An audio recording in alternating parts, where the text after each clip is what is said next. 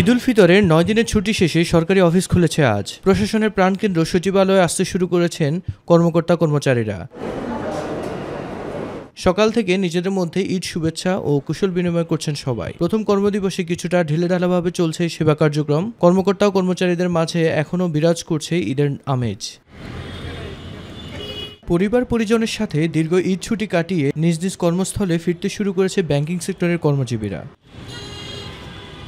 পুরোদমে কাজ শুরু না হলেও সীমিত পরিসরে টাকা জমা উত্তোলন করছে গ্রাহকরা। কর্মস্থলে একটু চাপ কম, শুধু ব্যাংকে একটু চাপ দেখছি, ভালোই। এখন এখানে আসছি টাকা তোলার জন্য। আমি তো প্রাইভেট ফার্মে চাকরি করি, অফিসিয়ালি একটা টাকা জমা দেওয়ার জন্য, ব্যাংকের লেনদেনের জন্য আসছি।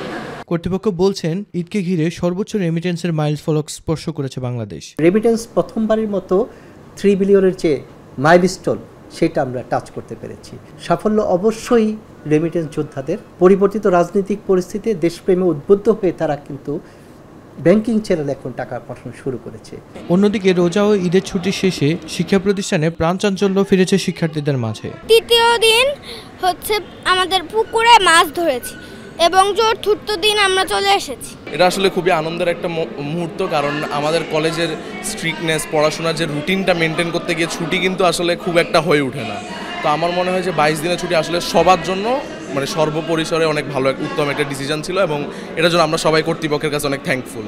সময়টা ভালোই কেটেছে, মানে কলেজে তো অনেক ব্যস্ততা থাকে, এমনিতেও পড়াশোনার অনেক চাপ থাকে, তার মধ্যে যদি একটু ছুটি পাওয়া যায় তাহলে তো সবারই ভালোই লাগে আর কি। প্রথমত আমি গ্রামে গিয়েছিলাম, সবার সাথে দেখা হচ্ছে, খুবই ভালো কেটেছে, সময় খুবই ভালো গিয়েছে। সবার সাথে যেহেতু দেখা হচ্ছে ভালো লাগছে, এই জন্য এমনি একটু পড়াশোনার ক্ষতি হয়েছে মনে হয় এই ছুটিতে, এই জন্য। অনেক আত্মীয় স্বজনের সাথে দেখা করতে পেরেছি, তাদের সাথে নিজেদের আনন্দটা উপভোগ করতে পেরেছি।